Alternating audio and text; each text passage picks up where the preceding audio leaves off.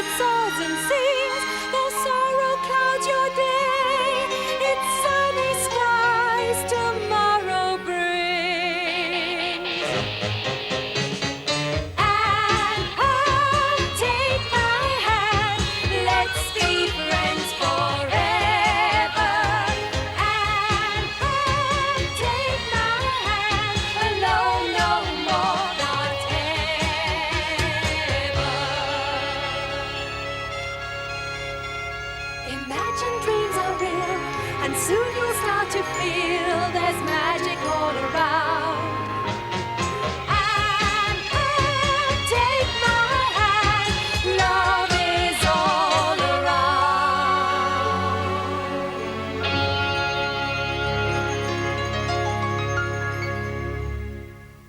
This was Anne's first summer at Green Gables. It was the happiest summer of her life. She had a place to stay which she loved, and she had a very good friend, Diana Barry. The two girls spent every free minute together. Oh, I suppose I should be glad if she arrives at all.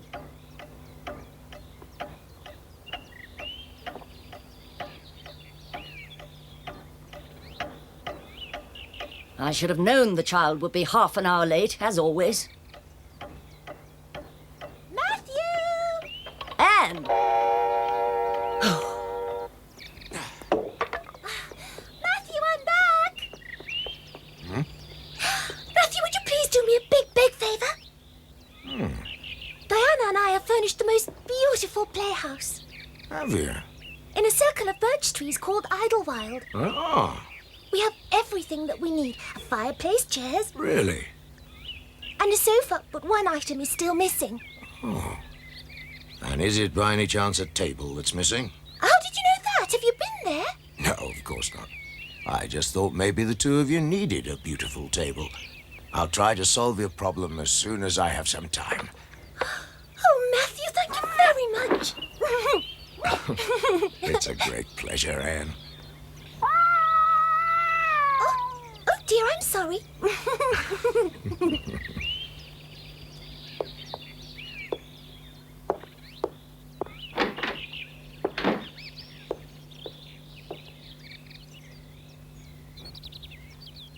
I don't understand it. The child has completely forgotten she had to help me in the house. And my dear brother Matthew would join in the mischief. When it comes to being lazy, he's the world champion. Anne! Anne! Yes?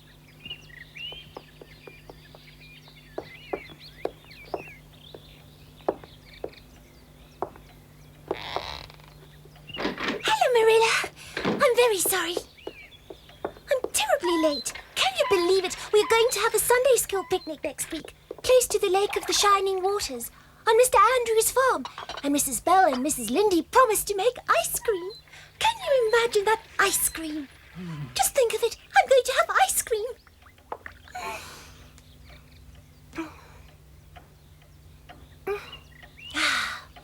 You will allow me to go to the picnic, won't you? Do you realize what time it is? No. Didn't you promise to be back at a specific time? At 2 o'clock. Don't you think the idea of a picnic is simply marvellous? May I go, Marilla? Please, may I go? I've often dreamt about something like this. Oh, it sounds so incredibly romantic. Do you think that you could possibly bake us an apple pie? We agreed that you would be home at 2 o'clock, Anne. But as you can see, it's already 2:45. Oh, Would you at least have the decency to tell me why you disobeyed me? I desperately wanted to be on time. If only you would allow me to explain how fascinating Idlewild is for me and Diana. Enough of that, enough, Anne. I also had to tell Matthew about the picnic plans, and besides, I wanted to ask him a small favour. Matthew was most interested in what I had to tell him, honestly. Anne, I know you and Diana have a lot of fun playing in the make-believe castle. I understand that. But you are not allowed to forget your duties because of it. How will you learn to be a responsible person if I allow you to do as you like? And don't use Matthew as an excuse. He's only too glad when someone interrupts him while he's working. As far as the picnic is concerned, of course you may go. You are a member of the Sunday school. If all the other girls are allowed to go, then you are going too. How could I not let you go? Thank you, Marilla. Thank you. But Diana said that all the girls who are going to the picnic must cook or bake something very special to take along. Unfortunately, I can't cook or bake. I don't mind so very much going to a picnic in a dress without puff sleeves, but if I had to go without a picnic basket, I would surely die. I've been worrying myself sick since Diana told me about the basket. Dear child, it's quite unnecessary to worry yourself about something as trivial as that. You'll be very proud of my picnic basket. Is that really true? I simply can't believe how lucky I am, Marilla. Oh, what have I done to deserve you? Thank you very much, Marilla. Oh! And be careful, you'll hurt yourself with the knitting needles. Oh, it would be just my luck if you hurt yourself. It really makes me glad to see you so happy. But believe me, it would have been much nicer if you'd kept your promise. The fact that you can't cook has been bothering me for some time. I'll have to teach you as soon as possible, but at the moment you seem to be a little scatterbrained. You don't concentrate on things that you have to do. I keep on having to remind myself that your thoughts drift very easily and that you're a daydreamer. That's a sure recipe for a flop. Rather busy yourself with your patchwork. I want you to finish one square before tea. I don't like patchwork. It's so boring. There's no scope for imagination, Marilla. Anne? Oh.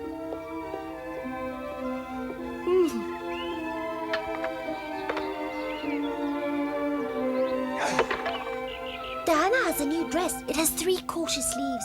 She's going to wear it to the picnic. I can only hope that it doesn't rain next Wednesday. I can't bear the thought of the picnic being cancelled for some silly reason. It really makes me so nervous. Of course, time would heal the wound of such an unfortunate experience, of that I'm sure. But it would haunt me for the rest of my life. I wouldn't be able to get rid of the thought. Even if I were invited to go on 100 different and more exciting picnics every year, it would never, ever mean as much to me as the very first picnic of my life. There'll be ice cream. Apparently, it tastes like chocolate and strawberries. It's going to be an experience that I will one day relate to my nieces. That's, of course, if I'm going to have nieces, which in turn means Anne, you've been prattling away for 10 minutes without so much as a pause between. I'm very interested to know if you also have the ability to keep quiet for the same length of time.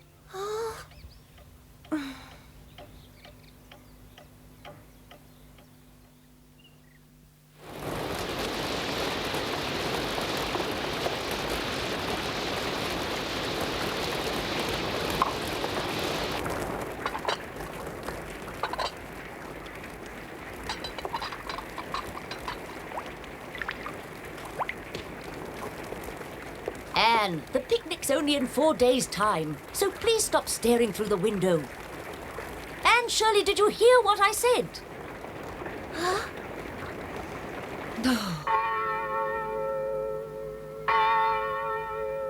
To end off today's sermon, I have wonderful news for you. I'm sure that many of you know about it already. There will be a picnic for all the Sunday school members this coming Wednesday. Be quiet, children. I would like to see as many of you as possible at the picnic so that you can have wonderful memories of Sunday school holidays.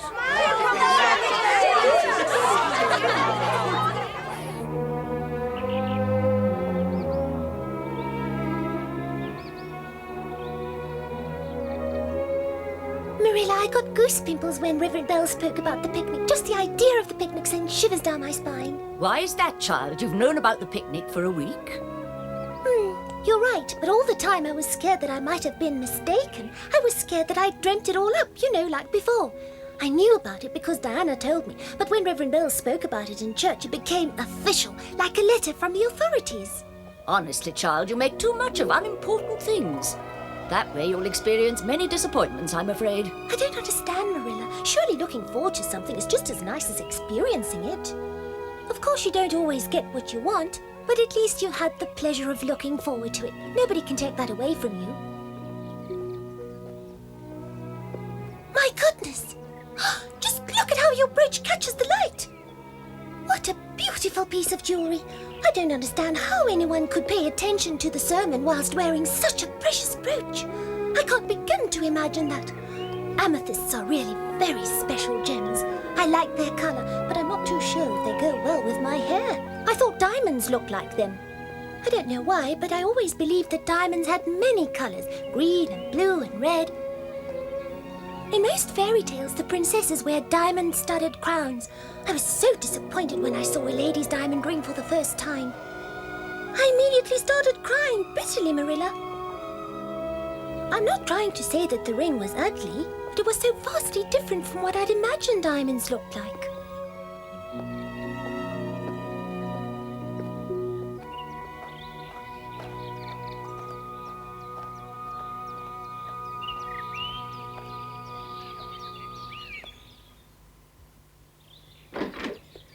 Anne, would you be so kind as to put the box in the hall cupboard upstairs? I still have some shopping to do.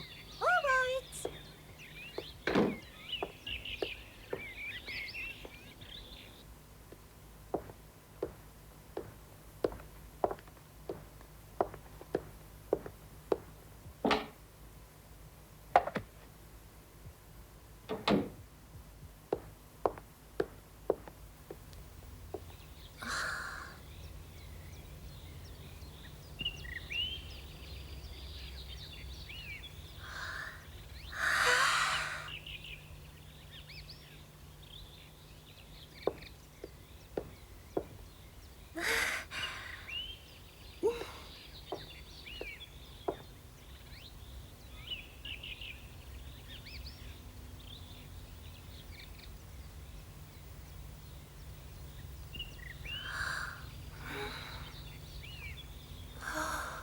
Oh, it's so beautiful.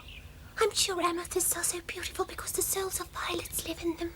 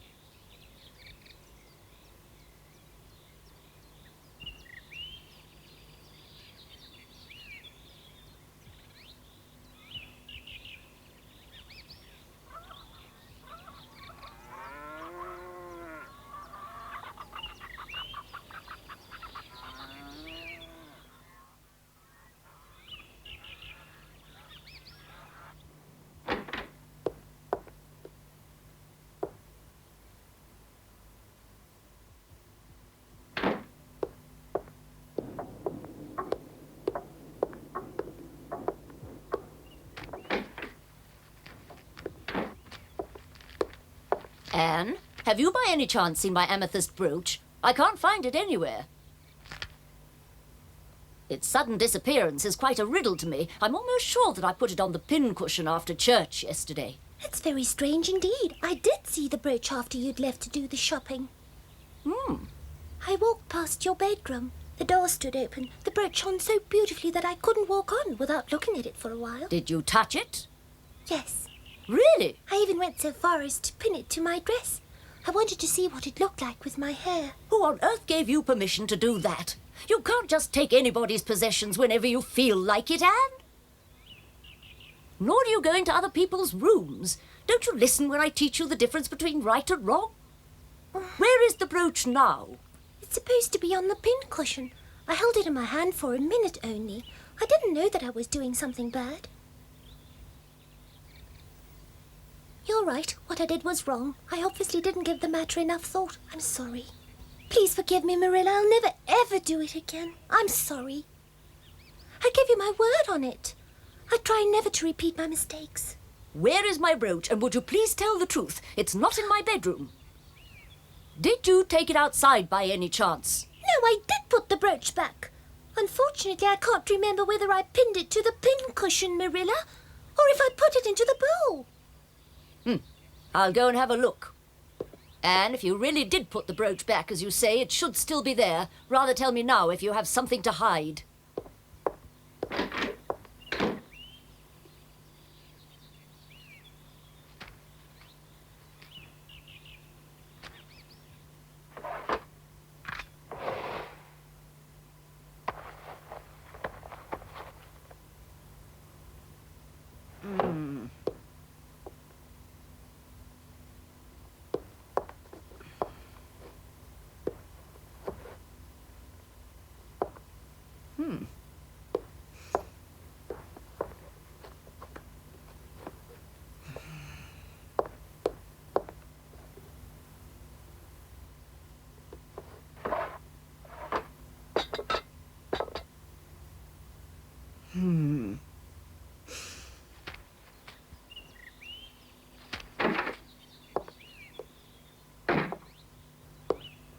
The brooch is nowhere to be found. Oh, no. You must know where it is, since you are the very last person who actually saw the brooch.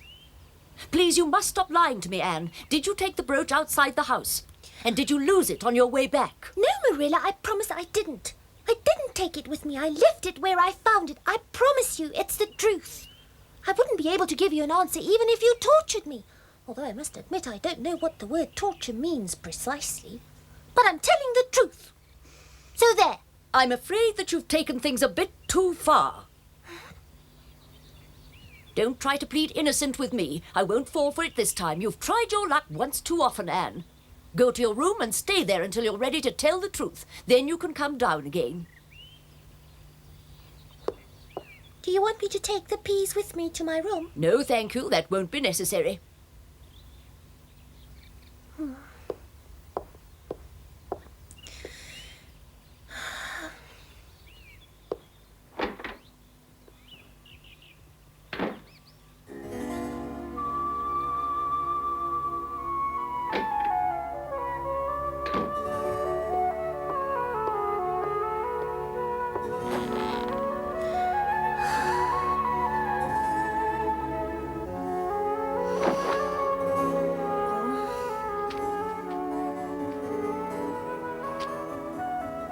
If only I knew what the truth was. I'm quite convinced she wouldn't have stolen the brooch. I'd vouch for that. She obviously wanted to play with it. I'm almost sure she started daydreaming about being a princess. Maybe she lost the brooch and now, for fear of being punished, she doesn't want to tell the truth. I despise her lying even more than her temper tantrums. It's a pity if you can't trust people. To raise a child who has no regard for the truth is really a very big responsibility. What shall I do? What? I could excuse the fact that she lost the brooch, but not her lying. If only she'd told me the truth immediately, then I would have forgiven her and we could have carried on with our lives.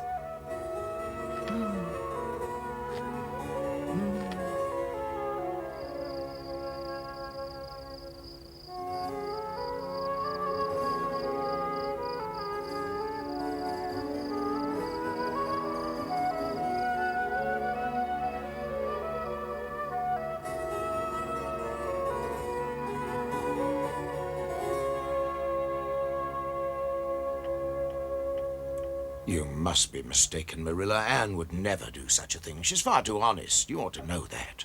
Isn't it possible that the brooch fell behind the chest of drawers? No, it didn't. I even moved the chest of drawers away from the wall. Believe me, I've looked everywhere. The brooch is nowhere to be found, and Anne has something to do with it. But what exactly it is, she wouldn't tell me. That's how it is, Matthew, whether we like it or not. What does one do in such a case? Do you have any suggestions? Well, right up until now, I've confined her to her room. It's always worked with her, as you should know.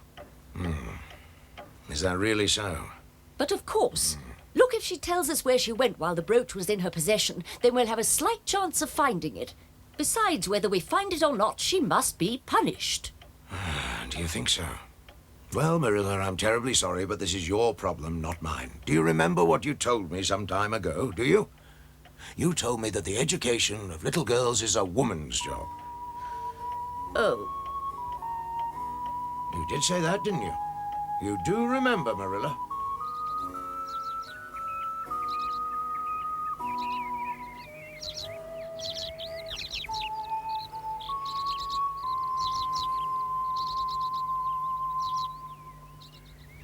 Good morning, Marilla. It's a beautiful day. I just hope it will stay as beautiful for the picnic tomorrow. Have you found the brooch, Marilla? would you stop acting as if I were an idiot, Anne? Rather tell me the truth. But I have, Marilla!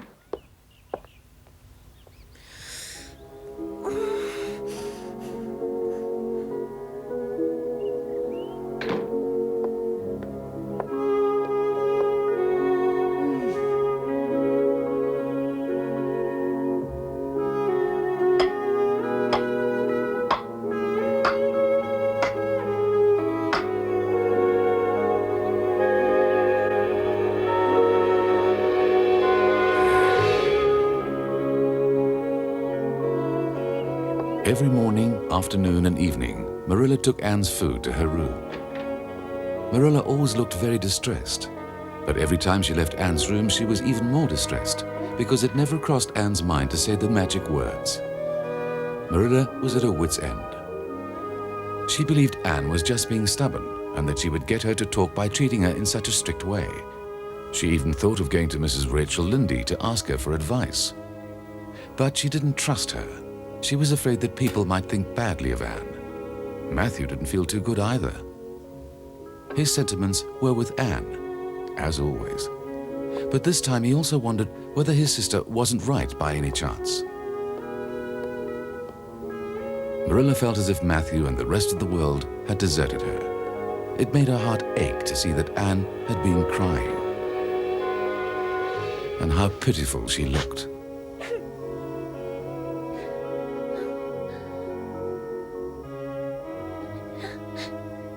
How long are you going to keep this up, Anne?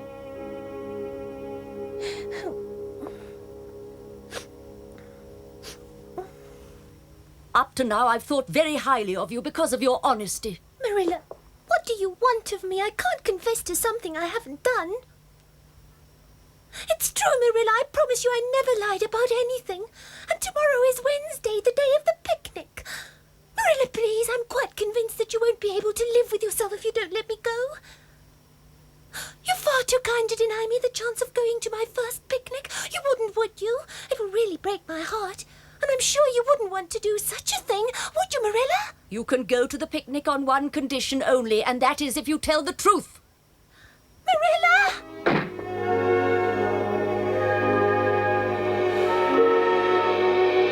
And tomorrow, what will happen to me? Whatever hopes I have, I simply have to bury again. And tomorrow, what sorrow, what pain, I'm sorrow's child.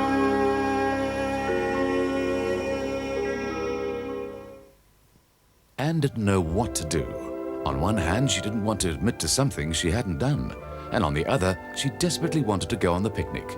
She had to come up with a solution. But we'll tell you about her bright idea in the next episode.